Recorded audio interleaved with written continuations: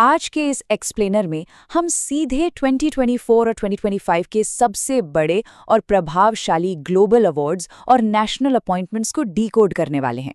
जब हम गवर्नेंस, कला और प्रशासन की इस पूरी दुनिया को देखते हैं तो ये समझना बहुत ज़रूरी हो जाता है कि आखिर वो कौन से चेहरे हैं जो पूरे सिस्टम को ड्राइव कर रहे हैं या फिर ग्लोबल स्टेज पर धूम मचा रहे हैं। तो बिना कोई समय बर्बाद किए इस भारी भरकम डेटा को एकदम आसान और दिलचस्प तरीके से समझते हैं। चीजों को बिल्कुल क्लियर रखने के लिए हमने इस पूरी चर्चा को 4 सिंपल हिस्सों में बांटा है। पहले हम बात करेंगे ग्लोबल और इंटरनेशनल अवार्ड्स की, फिर आएंगे अपने देश के प्रमुख राष्ट्रीय सम्मानों पर। इसके बाद हम देश के टॉप सुरक्षा अधिकारियों की लिस्ट देखेंगे और आखिर में बात करेंगे कमीशंस और एडमिनिस्ट्रेशन सिस्टम की। तो चलिए शुरुआत करते हैं सबसे ऊंचे स्तर यानी ग्लोबल और इंटरनेशनल अवार्ड से। ये देखना वाकई शानदार है कि कैसे अलग अलग लोग साहित्य, समाज सेवा और पर्यावरण जैसे क्षेत्रों में इंटरनेशनल लेवल पर अपनी छाप छोड़ रहे हैं। लिटरेचर यानी साहित्य की दुनिया में देखिए कुछ बेहद खास सम्मान दिए गए हैं। पेन पिंटर प्राइज इस बार लीला अब्दुल्ला के नाम रहा, और अगर फिक्शन की बात करें तो उर्सुला के लेग्विन प्राइज वज्र चंद्रशेखर ने अपने नाम किया है। ये दोनों ही अवार्ड्स ग्लोबल लिटरेचर के मंच पर बेहतरीन राइटिंग के महत्व को दिखाते हैं। अब जरा ग्लोबल इम्पैक्ट की इस वैरायटी को देखिए। महाराष्ट्र की वर्षा देशपांडे को यूएन पॉपुलेशन अवार्ड मिला है। वहीं जानवरों के हकों के लिए आवाज उठाने वाली एक्ट्रेस रवीना टंडन पीटा पर्सन ऑफ द ईयर चुनी गई हैं। असम की पूर्णिमा बर्मन का टाइम मैगजीन की वुमेन ऑफ द ईयर बनना एक बहुत बड़ा अचीवमेंट है। इसी तरह पायल कपाड़िया को प्रतिष्ठित फ्रेंच ऑनर और चीनी आर्किटेक्ट लियो जाओजुन को आर्किटेक्चर का सबसे बड़ा प्रिट्जकर प्राइज मिला है। ये लिस्ट वाकई इंप्रेसिव है। इस पूरे डेटा में एक ऐतिहासिक बात है जो बिल्कुल मिस नहीं होनी चाहिए। सोनाली घोष 2025 का IUCN केंटन मिलर अवार्ड जीतने वाली पहली भारतीय बन गई हैं। पर्यावरण संरक्षण के क्षेत्र में किसी भारतीय का पहली बार ये सम्मान जीतना लिटरली एक बहुत बड़ा माइलस्टोन है। और अगर कूटनीति और लीडरशिप की बात करें तो वहां भी काफी हलचल है। प्रधानमंत्री मोदी को श्रीलंका के सर्वोच्च नागरिक सम्मान मित्र विभूषण से नवाजा गया है। ब्रिटेन ने सुनील मित्तल को मानद नाइटहुड दिया है।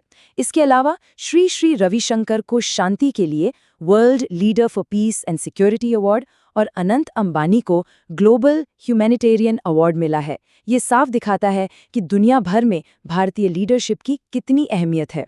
ग्लोबल स्टेज से अब वापस अपने देश लौटते हैं। इस दूसरे सेक्शन में हम कला, जर्नलिज्म और इंस्टीट्यूशनल एक्सीलेंस से जुड़े प्रमुख राष्ट्रीय सम्मानों पर फोकस करेंगे। भारतीय कल्चर और मीडिया के दिग्गजों की ये लिस्ट काफी कुछ कहती है।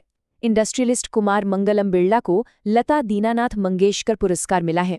डॉक्टर उदय सामंत को गुरुदेव कालीचरण ब्रह्म पुरस्कार और मशहूर मूर्तिकार राम सुतार को महाराष्ट्र भूषण से सम्मानित किया गया है। जर्नलिज्म में रामनाथ गोयनका पुरस्कार मुरलीधर झा ने जीता। साथ ही अपर्णा सेन को WBFJA लाइफ टाइम अचीवमेंट और साईं परांजपे को पप्पानी लाइफ टाइम अचीवमेंट पुरस्कार दिया गया है। अब एक पल रुककर देश के असली नायकों की बात करते हैं।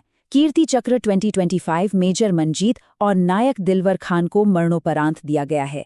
देश की सुरक्षा के लिए उनका यह सर्वोच्च बलिदान एक ऐसी बात है जिसे हम सब हमेशा याद रखेंगे। इंस्टीट्यूशनल लेवल पर भी काम बेहतरीन हो रहा है और यहाँ एक दिलचस्प तुलना देखने को मिलती है। एक तरफ यूपी पुलिस टेक्निकल सर्विसेज है जिसने पुलिस और सुरक्षा में स्कोच अवार्ड जीता है, और बिल्कुल इसके कॉन्ट्रास्ट में नागालैंड फॉरेस्ट मैनेजमेंट प्रोजेक्ट है जिसने स्कॉच अवार्ड 2024 हासिल किया है।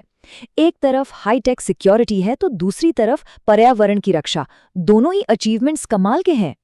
सम्मान और पुरस्कारों की बात हो गई।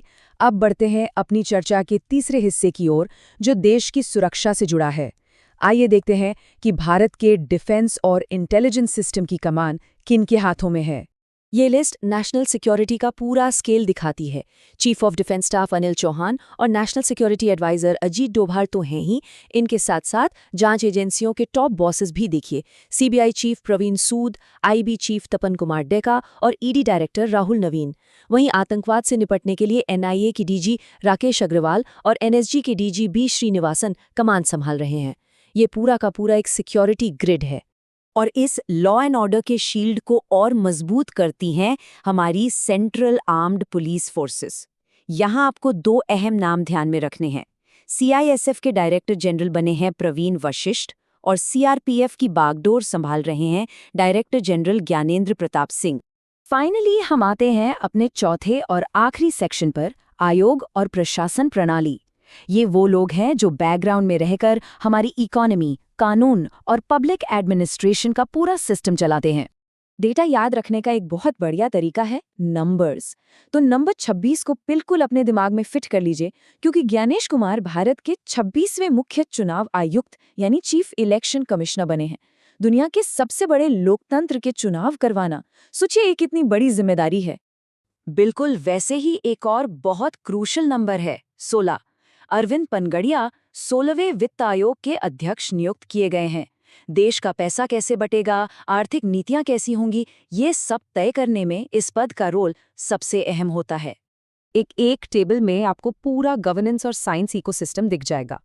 साइंस की तरफ देखें तो ISRO chief doctor V Narayanan और DRDO chief Samir V Kamat हैं। एडमिनिस्ट्रेशन में लोकपाल अध्यक्ष AM खानविलकर, 13वें CIC राजकुमार गोयल और 23वें विधि आयोग के अध्यक्ष दिनेश माहेश्वरी हैं। नीति आयोग की जिम्मेदारी CEO नीति छिब्बर और वाइस प्रेसिडेंट सुमन के बेरी के पास है। साथ ही PM की प्राइवेट सेक्रेटरी निधि तिवारी, रेवेन्यू सेक्रेटरी अरविंद्र श्रीवास्तव और UP के चीफ सेक्रेटरी शशि प्रकाश गोयल का नाम भी इस प्रशासनिक ढांचे का एक बहुत अहम हिस्सा है। संसद के दोनों सदनों में कोई कंफ्यूजन ना रहे, इसलिए इसे ऐसे समझते हैं। लोकसभा में महासचिव हैं उत्पल कुमार सिंह, लोक लेखा समिति के अध्यक्ष KC वेणुगोपाल और PSU कमेटी के अध्यक्ष बैजयंत पांडा हैं।